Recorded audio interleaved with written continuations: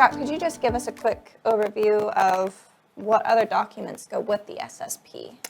Yeah, I think there are supplemental companion documents that definitely go with the SSP.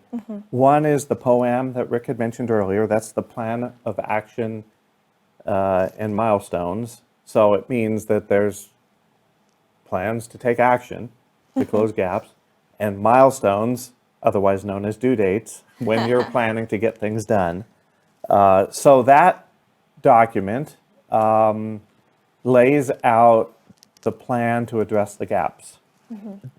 So the POA&M may not have, and probably wouldn't have, 110 things listed. It would have a shorter list of things listed. Presumably, you've got a number of things in place and a number of things not yet in place. It's the not yet in place things that would go on the POA&M. A little bit like a corrective action report in an ISO system, for example. And by having a written plan to deploy the controls that are not yet in place, you're really demonstrating that you're making a commitment to be compliant. And in fact, the DFARS requirements have these controls in place or a plan to address or implement those requirements. So it's that plan of action or milestones that need to be in place. Now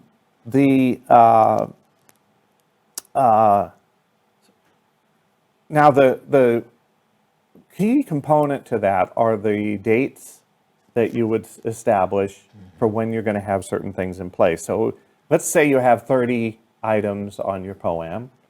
So you'd have 30 dates of when you plan to get these things done.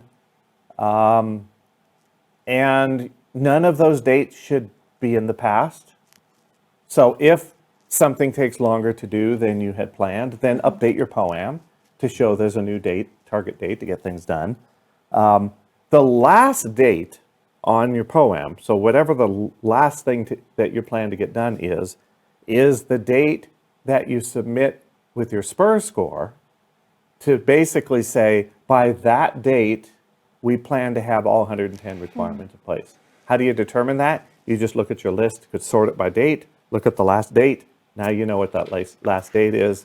That gets submitted with your SPUR score. So you're making a commitment to continue to move along the path of meeting each of the 110 requirements. So you either have to have it in place or you have to have a plan to have it in place. And that POA&M is helpful. Now, you don't necessarily have to have a separate document with a POA&M. You could blend your POA&M in with your SSP. And Rick's going to show you how we did that in our tool. But whether it's separate or combined, there's the plan. Second companion document is called a system diagram. And basically, and here we're showing you guys an example of one here. It's a picture depicting the structure of the environment that's within scope. So this is a drawing showing how you are protecting the CUI. So the CUI, it's indicating how that information flows, where it lands, what equipment's involved, what systems are involved at a very high level. And it shows how information comes into the environment, what happens when it's in the environment, perhaps when it leaves the environment, how does it leave the environment. It allows an assessor to quickly understand the structure, the infrastructure that is in place, and it helps to guide the assessment because they'll understand the technology that's involved. That's basically what this is. We're showing you one here that is the system diagram for our Core Vault product. That is a separate enclave. We've talked about it in the past, but the diagram is not a standard template that you can just download from some website somewhere because it has to be specific and accurate to your system. It can't be a generality. It can't be a generic thing. It has to be something that's been developed specifically for your organization. And then final couple things to mention, the policies, plans, and procedures that Rick had mentioned earlier, those are required, generally required for the 14 families, if I recall the number, Rick. So Correct. that's one way to do your policies, is to do it by family. You do have to cover all the requirements within the NIST 800-171. And those policies explain how you are implementing the high-level statements that are in your SSP. So it's more blocking and tackling kind of information. If you are an ISO 9001 certified company, or AS 9100, or ISO 27001, you're very familiar with procedural documentation and policy documentation. It's that level of detail we're talking about.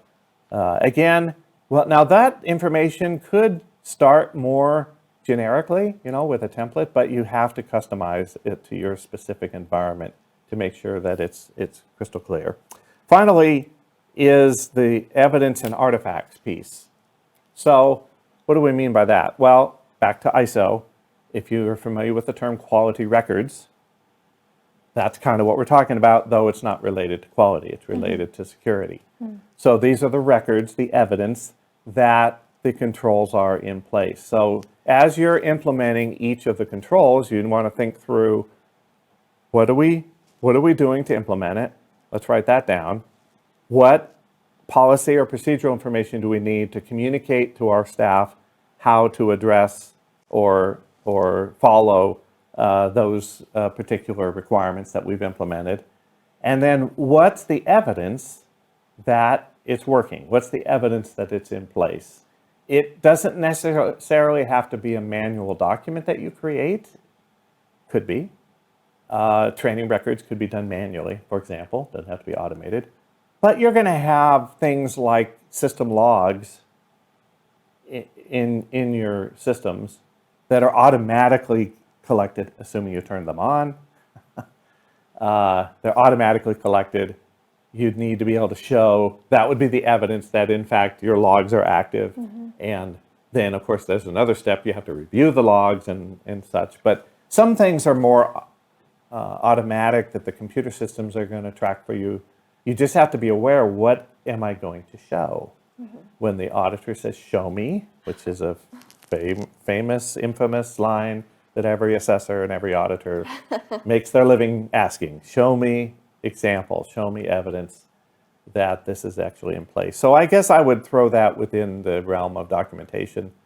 Last point on evidence is, while the SSP largely is organized around the 110, the policies are largely organized around the families, the 14 families. The evidence and artifacts, you have to think at the level of 320. The 300, where does that come from? 320, which we talked about last month, comes from what's called the assessment objectives that are spelled out in NIST 800-171A. It's a second document from NIST, and it breaks down each of the 110 into its component parts. And each of those component parts you have to prove compliance with. So as you're mapping your evidence, you want to map it back to each of the 320, which then shows compliance to 110. And then you're able to show that you've fully met the requirement. So if it's not documented, it doesn't exist. That's an old adage from auditing way back. It's foundational to NIST compliance and CMMC certification. They only say that in just about every meeting that they have to make sure people are aware that you have to have documented trail to be able to prove compliance. They're not going to just take your word for it. Thank you for watching this video to the end. This is part of a longer series on DFARS, NIST, and CMMC compliance produced by Core Business Solutions. Please subscribe to this channel, like this video with a thumbs up, and click the bell to get notified when we drop a new video. Also, we'd appreciate it if you would share this video with your colleagues who need to stay up to speed on DFARS, NIST, and CMMC. Thank you, and we'll see you again in the next video.